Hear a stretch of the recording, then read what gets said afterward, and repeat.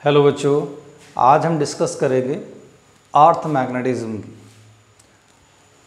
अर्थ का एक अपना नेचुरल मैग्नेटिक फील्ड है जो कि 10⁻⁻⁴ टेस्ला के ऑर्डर का होता है और अर्थ सरफेस पर इसकी वैल्यू अलग अलग जगह पर अलग अलग होती है। मतलब डिफरेंट प्लेसेस पर अर्थ का मैग्नेटिज्म अलग अलग होता है।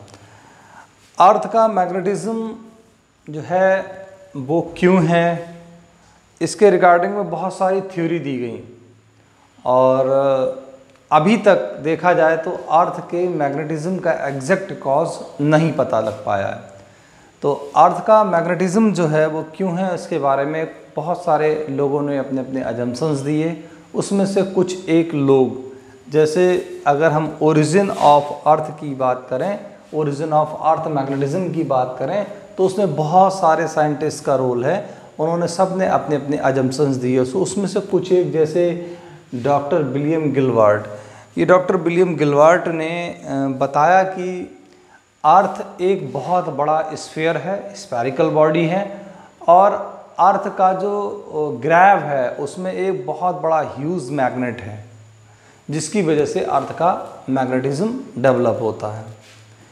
लेकिन अगर देखा जाए तो कि अर्थ के कोर में एक बहुत हाई टेम्परेचर पर पिघला हुआ मेटल होता है, कंपोजिशन ऑफ मेटल, और इतने हाई टेम्परेचर पर किसी भी मैग्नेट का एग्जिस्टेंस होता ही नहीं, हो ही नहीं सकता, क्योंकि एक टेम्परेचर तक कोई भी मैग्नेट अपने मैग्नेटिज्म को बनाकर रख सकता है, उससे ऊपर टेम्परेचर पर उसका मैग्नेटिज्म ख़त्म हो जाता है। उसके बाद यानी कि इनकी जो थ्योरी थी कि अर्थ के ग्रैब में एक बहुत ह्यूज मैग्नेट है, वो थ्योरी इनकी कंसीडर नहीं करी गई। उसके बाद वॉन डाई, उन्होंने ये बताया कि अर्थ जो है एक मैग्नेटिक स्फीयर से घिरी हुई है। अर्थ जो है वो एक मैग्नेटिक स्फीयर से घिरी हुई है जिसकी वजह से अर्थ का अपना मैग्नेटिक फील्ड है। ये थ्योरी भी कोई लॉजिकल थ्योरी नहीं थी, तो इसको भी कंसीडर नहीं करा गया। उसके बाद हैली आए। हैली ने, आगे पीछे इनके सीक्वेंस में नहीं लिखे हुए हैं, हैली ने क्या थ्योरी दी। हैली ने बताया कि दो अलग अलग अर्थ के अंदर स्फीयर हैं जो अलग अलग जो है रोटेशन स्पीड इनकी अलग अलग है और उनके रोटेशन की वजह से क्या हो रहा है, उनकी रोटेशन की वजह से अर्थ का मैग्नेटिज्म प्रोड्यूस हो रहा है। तो इस थ्योरी को भी कंसीडर नहीं किया गया। और भी बहुत सारे लोग आए, उन्होंने अपने अपने अजम्पशंस दिए, लेकिन देखा जाए अभी तक कोई भी थ्योरी, लॉजिकल थ्योरी नहीं आई है जिसकी वजह से श्योरली ये कहा जा सके कि अर्थ का मैग्नेटिज्म इस वजह से है।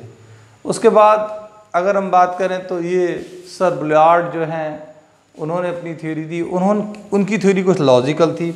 उन्होंने क्या बताया, उन्होंने बताया कि अर्थ के अंदर पिघला हुआ मेटल है और अर्थ जब रोटेट करती है तो जो पिघला हुआ मेटल है उसमें आयन जो हैं वो करंट डेवलप करते हैं, करंट लूप डेवलप करते हैं। अब वो जो करंट लूप डेवलप करेंगे तो करंट कैरिंग जो लूप होते हैं वो, अगर हम देखा जाए करंट कैरिंग लूप, वो current carrying loop magnetic field produce करते हैं। तो इनकी थ्योरी जो है वो कंसीडर करी गई, लेकिन ये भी लॉजिकल थ्योरी नहीं मानी गई। इन सब चीज़ों में कुछ एक साइंटिस्ट ने जो अजम्पशंस दिए उसमें जो मेन कॉज माना गया वो ये माना गया कि अर्थ की जो रोटेशन है उसकी वजह से मैग्नेटिक फील्ड प्रोड्यूस होता है। अर्थ अपने प्लेस पे जो स्पिनिंग कर रही है उस स्पिनिंग की वजह से मैग्नेटिक फील्ड प्रोड्यूस होता है। अगर वो स्पिनिंग करना बंद कर दे तो मैग्नेटिक फील्ड अर्थ का प्रोड्यूस नहीं होगा। तो होल थिंग इज़ दैट, ये माना गया कि अर्थ का जो मैग्नेटिक फील्ड है वो उसकी रोटेशन की वजह से है। अभी तक ये थ्योरी मानी गई है, लेकिन ये भी कंफर्म थ्योरी नहीं। अब बात कर लेते हैं अर्थ के मैग्नेटिक फील्ड को समझाने के लिए हम एक मॉडल बना लेते हैं। वो मॉडल क्या है, अर्थ एक स्फेरिकल बॉडी है और अर्थ को अगर हम बोलें स्फेरिकल बॉडी है तो अर्थ के दो पोल होते हैं, एक नॉर्थ पोल और एक साउथ पोल। ये नॉर्थ पोल और साउथ पोल को, इस वाले नॉर्थ पोल को हम जियोग्राफिक नॉर्थ पोल बोल देते हैं। ये जियोग्राफिक नॉर्थ पोल है और ये है जियोग्राफिक साउथ पोल। और इन दोनों पोल को जोड़ने वाली जो लाइन है उसको हम बोलते हैं जियोग्राफिक एक्सिस।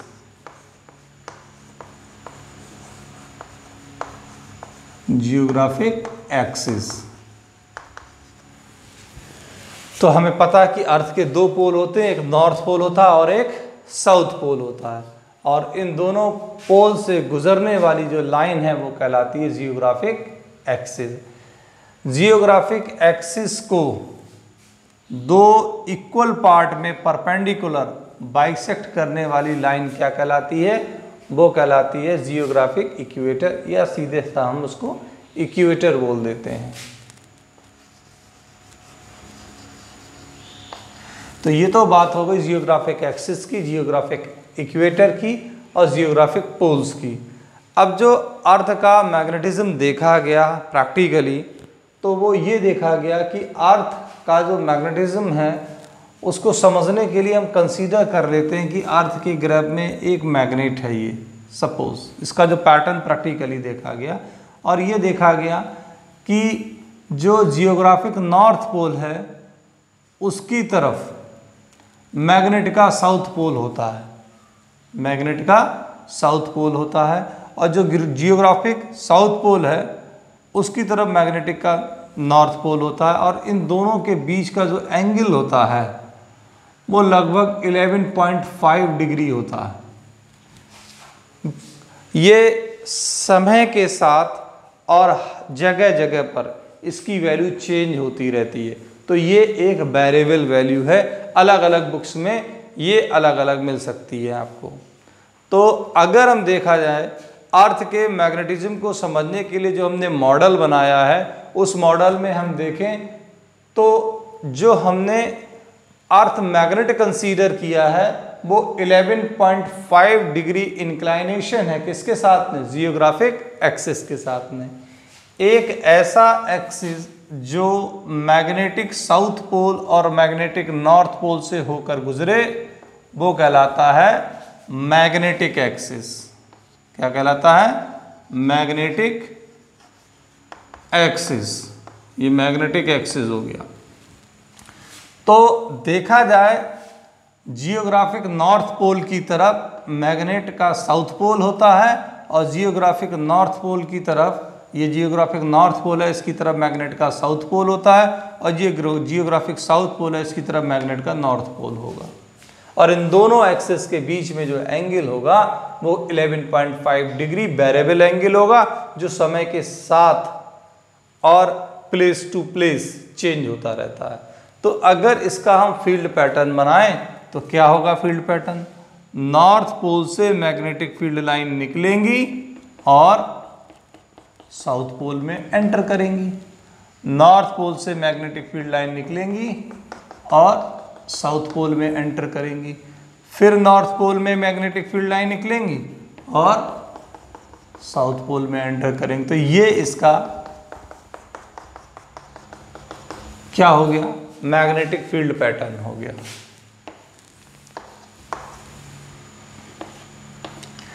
अब ये कैसे पता चला कि अर्थ का मैग्नेटिक फील्ड होता है? तो इसके लिए बहुत सारे प्रैक्टिकल्स फैक्ट हैं जिसके बिहाव पर आप ये कह सकते हैं कि अर्थ का मैग्नेटिक फील्ड होता है। फैक्ट नंबर 1, अगर हम मैग्नेटिक कंपास को फ्रीली सस्पेंड कर दें तो हम देखते हैं वो एक पर्टिकुलर डायरेक्शन में ही एक पर्टिकुलर प्लेस पर रुकती है, कहीं पर किसी भी डायरेक्शन में वो नहीं रुक सकती। एक पर्टिकुलर प्लेस पर एक फ्रीली सस्पेंडेड बार मैग्नेट या मैग्नेटिक निडल का जो सस्पेंशन है वो एक पर्टिकुलर डायरेक्शन में होल्ड हो जाता है। ये इस बात को बताता है कि अर्थ का एक मैग्नेटिक फील्ड है जिसने उसके मैग्नेटिक निडल के नॉर्थ और साउथ पोल को अट्रैक्शन की वजह से एक पर्टिकुलर डायरेक्शन ने फिक्स कर दिया। एक तो ये बात समझ में आती है। दूसरा, एक अगर बार मैग्नेट रखें तो उसका मैग्नेटिक फील्ड पैटर्न जब हम ड्रॉ करते हैं तो हमें न्यूट्रल पॉइंट मिलते हैं। वो न्यूट्रल पॉइंट क्या होते हैं? जहाँ पर हमें न्यूट्रल पॉइंट मिलते हैं वहाँ पर बार मैग्नेट का मैग्नेटिक फील्ड अर्थ के मैग्नेटिक फील्ड के इक्वल और अपोजिट होता है, जो उस जगह पर मैग्नेटिक फील्ड को निल कर देता है और उस वजह से वहाँ पर न्यूट्रल पॉइंट मिलते हैं। तो ऐसे तमाम फैक्ट हैं जिनकी वजह से आप ये कह सकते हैं कि अर्थ का अपना मैग्नेटिक फील्ड होता है। अब अर्थ का मैग्नेटिक फील्ड होता कितना है? तो अर्थ का मैग्नेटिक फील्ड होता है 10⁻⁴ टेस्ला के ऑर्डर का। ऑर्डर का क्या मतलब हुआ? अगर हम अर्थ के मैग्नेटिक फील्ड की बात करें तो अर्थ के सरफेस पर जो मैग्नेटिक फील्ड पढ़ा जाता है वो पढ़ा जाता है BH B cos डेल्टा। ये आगे की टर्म है, इसको मैं भी एक्सप्लेन करूँगा, जिसमें ये जो वैल्यू है, ये वैल्यू वो जगह जगह चेंज होती रहती, जिसकी वजह से अर्थ के सरफेस पर मैग्नेटिक फील्ड A × 10⁻⁴ टेस्ला के ऑर्डर का होता है और ये एक ही value place to place vary करती रहती है, जिसका कारण क्या होता है? ये डेल्टा की वैल्यू जगह जगह क्या होती रहती है? अलग अलग होती रहती। थ्योरी ये भी है कि अर्थ का जो मैग्नेटिज्म है उसका डायरेक्शन हजारों सालों बाद, लाखों सालों बाद रिवर्स भी हो सकता है। यानी कि अर्थ का मैग्नेटिक फील्ड अपनी स्ट्रेंथ को तो चेंज करता ही करता है, साथ में उसका डायरेक्शन भी समय के साथ में चेंज हो जाता है। ये बहुत ही हाइपोथेटिकल थ्योरी है जिसके अभी तक कोई प्रमाण नहीं है, कोई एक कॉन्फिडेंस थ्योरी नहीं है कि एग्जैक्टली ऐसा होता है। तो ऐसे ऐसे अजम्पशंस हैं। तो देखा जाए अगर हम इसके मैग्नेटिज्म को मेज़र करें सरफेस पर तो हमें 10⁻⁴ टेस्ला के ऑर्डर का मिलता है। अब एक सबसे इम्पॉर्टेंट चीज़, जैसे हम काइनेमैटिक्स को समझने के लिए जाएं तो हमें काइनेमैटिक्स वेरिएबल्स की ज़रूरत पड़ती है, और अगर हम 3D में किसी भी ऑब्जेक्ट की पोजीशन को स्पेस में समझें तो हमें 3 कोऑर्डिनेट की ज़रूरत पड़ती है, x, y, z। जैसे काइनेमेट को समझने के लिए हमें एक्सेलरेशन चाहिए, वेलोसिटी चाहिए और टाइम चाहिए, डिस्प्लेसमेंट चाहिए, ये सब वेरिएबल्स हैं, इनके बिना हम काइनेमैटिक्स को नहीं समझ सकते। ऐसे ही अर्थ मैग्नेटिज्म को समझने के लिए कुछ एक कंपोनेंट्स हैं, कुछ एक टर्म्स हैं, उनको समझना बहुत ज़रूरी है। अगर आप वो नहीं समझ पाएंगे तो अर्थ का मैग्नेटिज्म आप किसी भी पर्टिकुलर प्लेस पर फाइंड नहीं कर सकते। उससे पहले 2 बेसिक डेफिनेशन है, उनकी बात कर लेते हैं। वो डेफिनेशंस क्या है? नंबर फर्स्ट डेफिनेशन है मैग्नेटिक मेरिडियन। मैग्नेटिक मेरिडियन, ये मैग्नेटिक मेरिडियन क्या होता है? एक ऐसा पर्टिकुलर प्लेन, एक ऐसा पर्टिकुलर प्लेन जो मैग्नेटिक एक्सिस से पास हो रहा हो, उसको हम बोलते हैं मैग्नेटिक मेरिडियन। जैसे अगर हम देखें मैग्नेटिक एक्सिस है ये, तो एक ये प्लेन, ऐसा प्लेन जो इससे इस तरीके से पास हो रहा होगा, लाइक दिस, ये प्लेन मैग्नेटिक एक्सिस से जो ये प्लेन पास होता है, उस प्लेन को हाइपोथेटिकल थ्योरी है अर्थ के मैग्नेटिक फील्ड को समझने के लिए, ये एक मॉडल थ्योरी है और ऐसा रियल में कुछ नहीं होता है, इसलिए इसको समझेंगे, हाइपोथेटिकल है ये। एक ऐसा प्लेन जो मैग्नेटिक एक्सिस से होकर पास होता है उसको हम बोलते हैं मैग्नेटिक मेरिडियन। ये मैग्नेटिक मेरिडियन को समझना इसलिए ज़रूरी है क्योंकि अर्थ का मैग्नेटिक फील्ड हम इससे इस टर्म को बिना यूज़ करे फाइंड आउट नहीं कर पाएंगे। दूसरा है जियोग्राफिक मेरिडियन। जियोग्राफिक मेरिडियन, तो जियोग्राफिक मेरिडियन भी इसी तरीके से एक ऐसा प्लेन जो जियोग्राफिक एक्सिस से पास होता है, उस प्लेन को हम बोलते हैं जियोग्राफिक मेरिडियन। क्या बोलते हैं?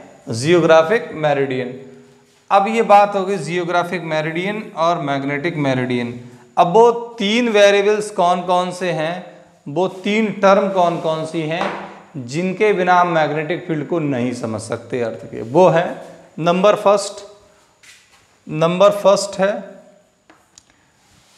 मैग्नेटिक डिक्लाइनेशन, इसको हम बोलते हैं एंगल ऑफ डिक्लाइनेशन भी बोलते हैं।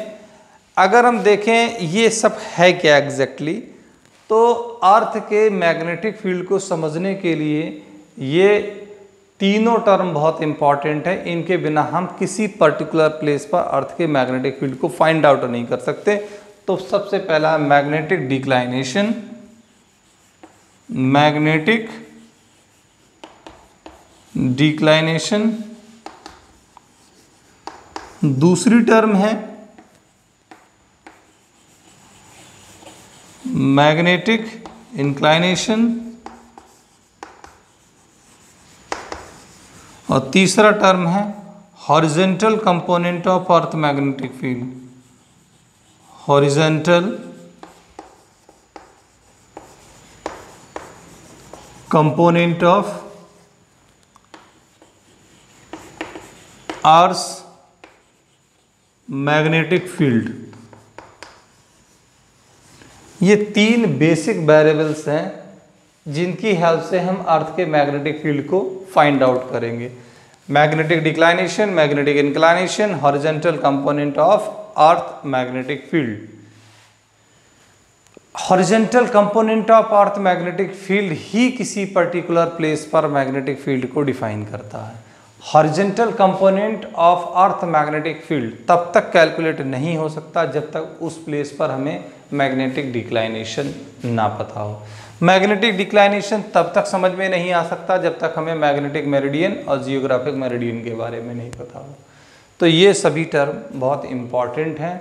तो अर्थ का मैग्नेटिज्म जो होता है उसके बारे में मैंने आपको बताया कि किस तरीके से इसकी थ्योरी दी गई, किस तरीके से इसका मॉडल दिया गया और किस तरीके के इसका पैटर्न होता है। नेक्स्ट लेक्चर में हम लोग इन तीनों कंपोनेंट्स को स्टडी करेंगे और इस पर बेस्ड कुछ एक न्यूमेरिकल्स करेंगे। Thank you so much.